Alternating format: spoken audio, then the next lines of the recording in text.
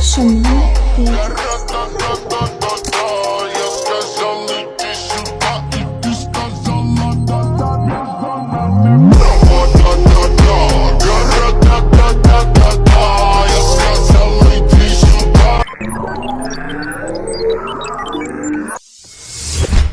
Assalamualaikum warahmatullahi wabarakatuh. Saya ucapkan kepada rakan-rakan semua, selamat datang ke video pembentangan kami. Saya sekarang berada di Muara Sungai Haji Dorani, Sungai Besar. Ni dulu kedai makan ni. Tapi sejak PKP, lengang. Tak ada orang. Kita pun kena belajar online. Jadi, korang tengok je lah video pembentangan kami ni ya. Tengok tahu. Mesti ramai yang tertanya-tanya, apa sebenarnya yang kami nak bentangkan dalam video kali ini? Sebenarnya, video kami ini hanyalah kesinambungan daripada video kumpulan pertama, iaitu berkenaan dengan psikoanalisis. Psikoanalisis, yeah. Dalam pada kita membincangkan berkenaan dengan tajuk psikoanalisis, terdapat juga istilah psikodinamik. Apa perbezaan antara kedua tu? Psikoanalisis, psikodinamik. Mudah saja. Psikoanalisis merupakan perspektif dan idea teori yang berasal daripada Sigmund Freud.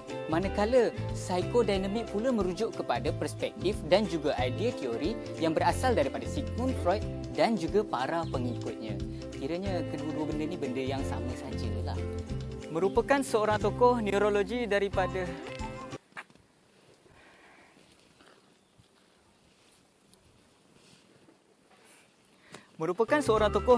daripada Austria, Sigmund Freud mengasaskan bidang psikoanalisis yang memberi banyak pengetahuan berkenaan dengan misteri personaliti manusia. Bidang personaliti psikoanalisis Sigmund Freud merangkumi beberapa teori personaliti. Antaranya ialah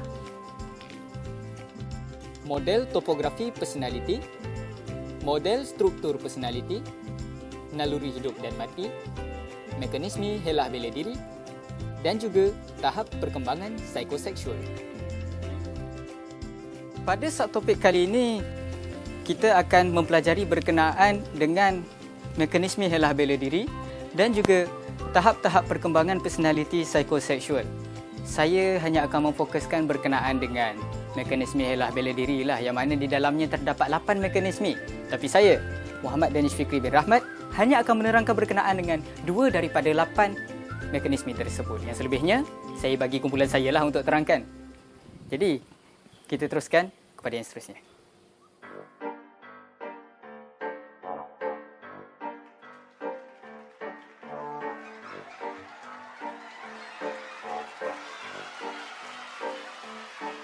Jalan-jalan pun seorang, makan-makan pun seorang, have fun semua seorang, tengok wayang pun seorang, suka dari seorang-seorang, hidup pun macam seorang, tak ada nak panggil sayang, kesian semua seorang.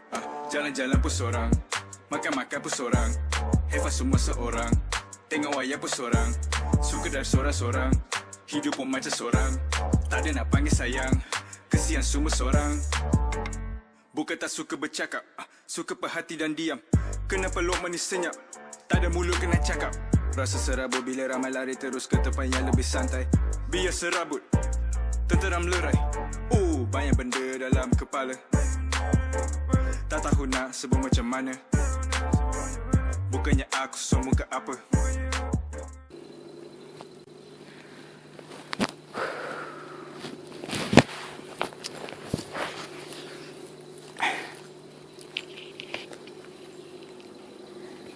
Saya sekarang berada di Masjid Jamek Taman Padu Permai Sungai Besar.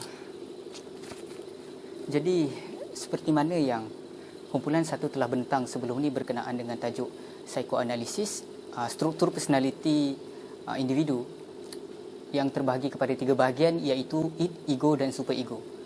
Secara ringkasnya, id merupakan naluri semula jadi yang ada dekat dalam diri individu yang ada sejak lahir, bertujuan untuk memenuhkan kepuasan dan hawa nafsu.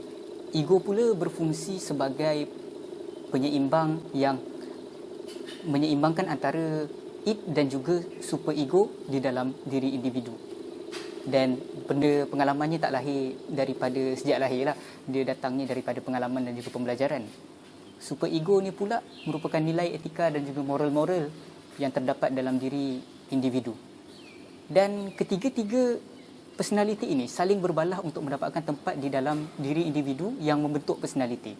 Walau bagaimanapun, apa yang akan terjadi sekiranya ego gagal untuk mengawal id, iaitu hawa nafsu individu. Kat sinilah mekanisme helah bela diri memainkan peranannya. Tujuan utama mekanisme helah bela diri dilakukan adalah untuk mengurangkan penderitaan ego yang gagal mengawal id dengan sempurna. Secara mudahnya kalau kita nak kata mekanisme helah bela diri ni ialah bagaimana cara seseorang individu tu memberi alasan di atas tindakannya, sedangkan alasan yang diberikan bukanlah sebab utama mengapa tindakan tersebut dilakukan. Dua mekanisme helah bela diri yang akan saya terangkan ialah projeksi dan juga represi. Jom kita pergi tempat yang seterusnya.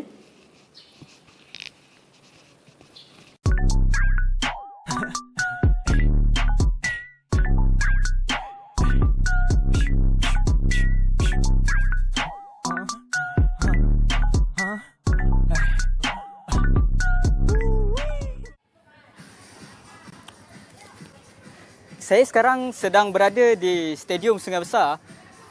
Macam yang kita dapat dengar sekarang ni, suasananya agak meriah sikit lah sebab kat atas ni ada orang tengah buat bocor-bocor kan. Jadi inilah suasana di Stadium Sungai Besar. Jadi jom kita cari tempat yang senyap sikit lah untuk kita teruskan video pembentangan kita. Berkenaan dengan represi, ia merupakan salah satu usaha aktif ego dalam mencuba untuk menolak perkara ataupun pengalaman yang tidak diinginkan luar daripada kesedaran seseorang individu. Dalam erti kata lain, represi ni macam mana cara seseorang individu tu nak melupakan kejadian yang buruk yang pernah berlaku pada diri dia.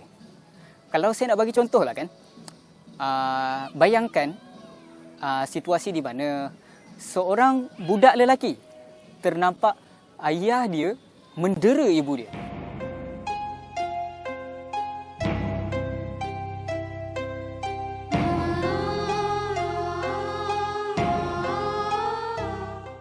Kemudian di hari yang lain, apabila ditanyakan berkenaan dengan kejadian tersebut, Mat, ada nampak apa-apa terjadi ke semalam? tak nampak apa, Mak. Mat tak nampak apa-apa. Tak ada, tak nampak. Mat, jangan tipu Mak. Betul ke ni? Betul, Mak.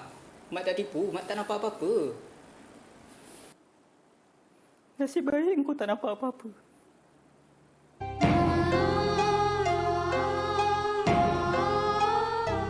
Budak itu mengatakan bahawa dia tak pernah nampak. Dia tak pernah nampak kejadian yang ayahnya mendera ibunya tu. Tak nampak, kata je. Kemungkinan budak lelaki ni bukanlah dia menipu. Tetapi mungkin dia mendapati bahawa kejadian itu terlalu menakutkan untuk diri dia terima. Jadi, dia dengan sedaya upayanya cuba untuk merepresikan pengalaman tersebut keluar daripada kesedarannya.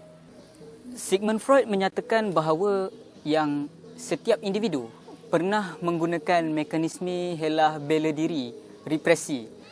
Kerana pastinya setiap daripada diri kita pernah mengalami perkara-perkara yang tidak diinginkan dan mempunyai memori-memori yang kita hendak lupakan, yang kita nak tolak keluar daripada kesedaran kita. Kita tak nak ingat langsung berkenaan dengan memori-memori yang buruk tersebut. Dan inilah apa yang dipanggil sebagai mekanisme helah bela diri, represi. Tempat lain jom. Ada kalanya kita meletakkan dorongan bawah sedar kita kepada orang lain.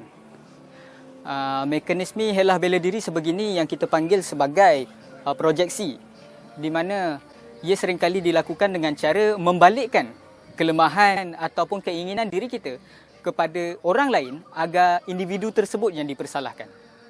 Sebagai contoh, seorang yang pemalas untuk mengemas rumah menyalahkan adik-beradik dia yang suka menyepahkan rumah. Mat, buka pintu ni, Mat. Ayah nak cakap sikit dengan kamu ni. Mak. Budak sekarang. Sekali orang panggil tu cuk. La ilaha illallah Muhammadar Rasulullah. Sepahnya bilik kau, Mat. Kau ni memang malas nak mengemas je. Bilik kau dah macam sarang tikus dah. Bukan Mat yang pemalas saya. Adik ni suka buat sepah ni. Dah kalau adik kau buat sepah, kau kemaskanlah balik. Apa kau ni pemalas sangat ke? Dah tahu perangai adik kau macam tu kan? Dah kalau hari-hari adik buat sepah, Mat nak kena kemas hari-hari dah. Tak penat ke Mat kalau hari-hari nak kena kemas? Bukan Mat yang menyepahkan pun. Mat kalau ikutkan nak je kemaskan bilik ni. Tapi balik-balik sepah, balik-balik sepah. Nak buat macam mana ayah? Adik kamu, ya. Kalau macam tu tak apalah. Ayah nak pergi tegur adik kamu pula.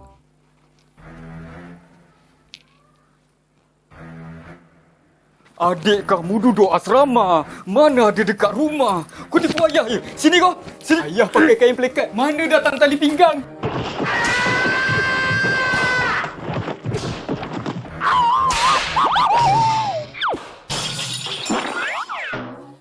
Demikianlah mekanisme helah bela diri projeksi.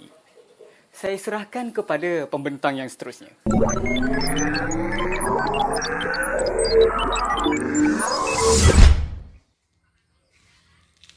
Terima kasih saudara Danish. Seterusnya adalah mekanisme penafian. Mekanisme penafian ni adalah bila mana seseorang tu enggan menerima kebenaran tu.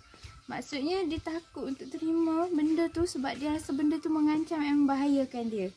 So, antara contoh dia, mari kita tengok. Dak. Okey, lah ni kakak nak tanya. Pasal apa hang pergi rosak terming kakak? Ha? Dak, lah ni kakak nampak tau. Adik masuk bilik kakak tadi. Kan? Kan Memang adik yang masuk. Adik yang buat Aku salah tengok. Dak, masalahnya memang adik. Siapa lagi ada dalam rumah ni? Adik lain kot. Okey, contoh yang kita dapat lihat daripada video tadi, kita boleh tengok si adik ni dia menafikan bahawa dia yang buat ataupun yang pecahkan cermin kak dia tu. Yang merosakkan cermin kak dia tu sebab apa? Sebab dia bimbang. Dia bimbang takut nanti dia akan dihukum ataupun diminta ganti rugi oleh kak dia dan sebagainya. Okey, seterusnya adalah mekanisme rasional. Mekanisme rasional ni adalah mekanisme di mana seseorang tu dia menerangkan sesuatu tu dengan menggunakan fakta yang rasional ataupun alasan yang benar untuk perbuatan dia tu. Contoh yang kita boleh tengok adalah dekat situasi ni. Ni duduk sini. Cuba beritahu kakak pasal perizat teruk. Hari tu bukan okey je. Mana nak tahu masuk tajuk tak belajar lagi. Tak tahu nak jawab ke mana. Banyak ke tajuk tu? Banyak. Okey, berdasarkan situasi tadi, kita boleh tengok yang si adik tu bagi alasan dia tak belajar bagi habis pun. Ataupun cikgu dia tak ajak bagi habis pun pasal tajuk tu. Dan dia tiba-tiba masuk dalam exam. Sebab tu dia tak ada nak dapat result yang elok. Kita akan teruskan dengan mekanisme yang seterusnya. Jom. Mekanisme rosak kembali ataupun kita panggil regresi. Mekanisme ni adalah bila mana seseorang tu dia kembali kepada peringkat sebelum perkembangan dia. Contohnya, kita boleh tengok lagi. Tapi dia akan kembali kepada tindakan yang asal dia tu. Ataupun orang panggil tahap yang rendah daripada yang dia ada sebelum tu. So, jom kita tengok. Hang ni pasal apa tiba-tiba merokok? Hang bukan tak merokok? Aku bukan apa. Dulu memanglah aku merokok.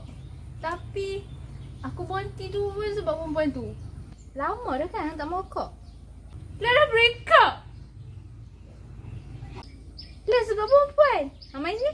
Okay, seperti situasi yang kita tengok tadi, bila mana seseorang tu dia asalnya perokok, dia berhenti merokok disebabkan seseorang and then break up pula. Dia kembali kepada perbuatan merokok dia. Yang itulah regresi. Jadi kita akan teruskan dengan mekanisme yang seterusnya dengan saudari Akila.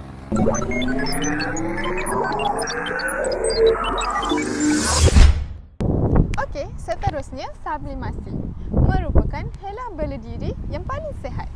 Setiap individu ini akan menerima atau reda bahawa dia tidak boleh menerima atau memiliki segalanya dalam hidup dan kemudian membuat satu rasional dengan alasan yang munasabah bagi menjelaskan keadaannya pada sesuatu masa. Selain itu, mereka juga akan menyalurkan perasaan kekecewaannya kepada saluran atau bentuk yang boleh diterima.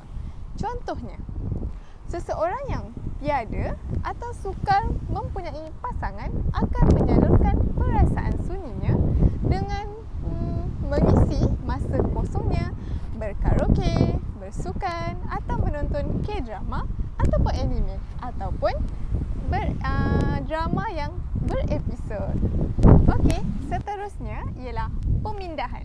Pemindahan merupakan sesuatu perasaan di mana seseorang individu akan mengalihkan perasaan kemarahannya kepada sasaran yang lain kerana dia tidak dapat meluahkan kemarahan tersebut kepada orang yang sepatutnya. Contohnya, seseorang pelajar tertekan kerana berkumpulan dengan pelajar yang tidak memberi kerjasama yang baik dalam membuat tugasan. Maka, pelajar yang tertekan tersebut akan mengalihkan perasaan kemarahan tersebut kepada sasaran yang lain, iaitu rakan terdekat dengan memarahi mereka tanpa sebab atau sahaja mencari topik untuk melepaskan kemarahannya. Okey, seterusnya proses ini merupakan satu perkembangan sikap yang bertentangan dengan perkara yang telah dipendam lama. Keadaan ini berasaskan kepada prinsip bertentangan polariti. Individu akan melepaskan diri dari situasi yang tidak menyenangkan dengan tindakan yang melampau bagi menghapuskan kekecewaannya. Pembentukan reaksi dilakukan bagi individu yang bertentangan dengan perasaan atau motif asal untuk mengelakkan konflik. Contohnya, pada situasi yang pertama, seorang remaja yang sering putus cinta kerana ditinggalkan oleh individu yang tidak erti menghargai dan terhasillah pembentukan reaksi yang melampau, iaitu remaja tersebut akan menjadi seorang yang sering mempermainkan hati dan perasaan orang yang tidak bersalah. Situasi yang kedua ialah sekumpulan kanak-kanak yang bersiul ketika melalui kawasan perkuburan pada waktu malam, seolah-olah mereka sedang bergembira, tetapi mereka cuba melindungi perasaan takut mereka. Kesimpulannya, helah bela diri ini sentiasa digunakan oleh individu untuk mempertahankan diri, namun ia tidak boleh digunakan pada setiap situasi.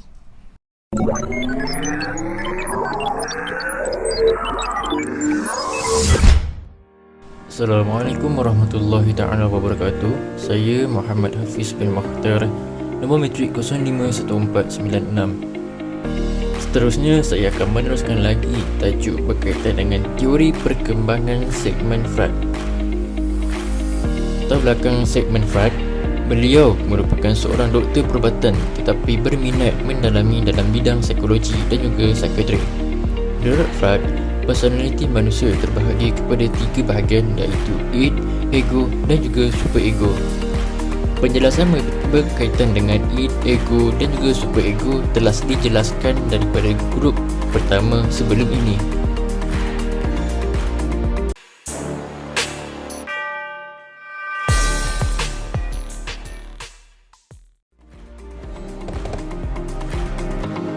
Mengikut Freud, setiap kanak-kanak berkembang melalui 5 peringkat. Peringkat yang pertama adalah peringkat oral yang bermula selepas lahir sehingga berumur 18 bulan. Pada peringkat ini, kanak-kanak perlukan kasih sayang ibu bapa dan kepuasan melalui isap dan gigit. Isap sebelum 18 bulan dan menggigit selepas 18 bulan. Sebagai contoh, menyusu. Peringkat yang kedua adalah peringkat anal atau bubur yang bermula pada umur 2 hingga 4 tahun. Pada peringkat ini, kanak-kanak punya mendapat fungsi biologi seperti membuang air. Kepuasan pada peringkat ini bukan lagi melalui muka tetapi melalui pembuangan najis.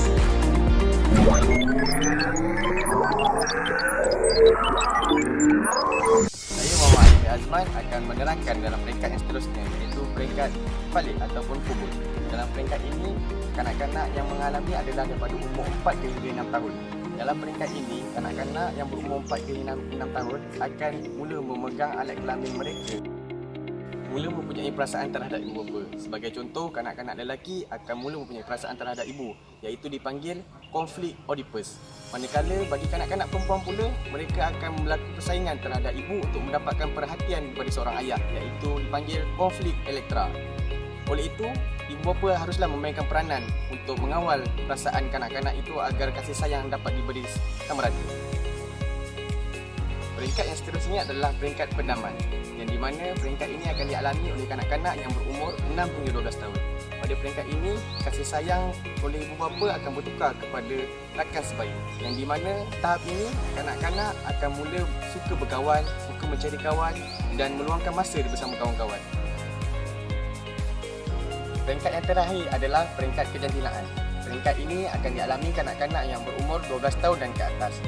Peringkat ini juga dipanggil peringkat awal remaja, yang di mana individu akan mula menaruh harapan kepada rakan sebayanya yang berlainan jantina. Menurut Freud, tenaga seks ataupun libido yang akan mendorong seseorang individu itu untuk menaruh minat kepada orang selain daripada keluarga mereka.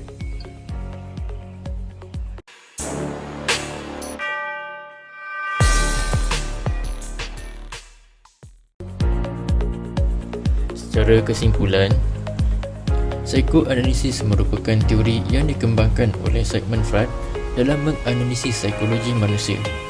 Menurutnya, tingkah laku manusia didominasi oleh alam bawah sedar yang berisi id, ego dan juga superego.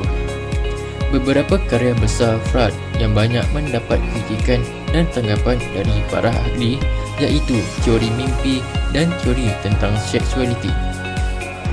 Dalam pendidikan, konsep psikoanalisis juga diaplikasikan ke dalamnya. Pendidikan juga perlu mempertimbangkan konsep-konsep psikoanalisis dalam mengembangkan dan mendidik pelajar.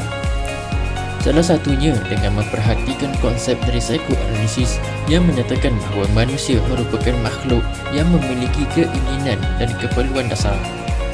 Hal ini yang diterapkan dalam proses pendidikan adalah dengan menggunakan berbagai pendekatan dalam proses membimbingan kepada pelajar. Dibolehkan pendekatan secara personal dalam menangani peserta yang memiliki sikap agresif yang berlebihan. Kedua, hal ini lainnya juga terlihat dalam proses pendidikan inklusif dan pendidikan kreatif. Kedua jenis pendidikan ini mengadoptasi konsep-konsep psikoanalisis dalam mengembangkan peserta didiknya.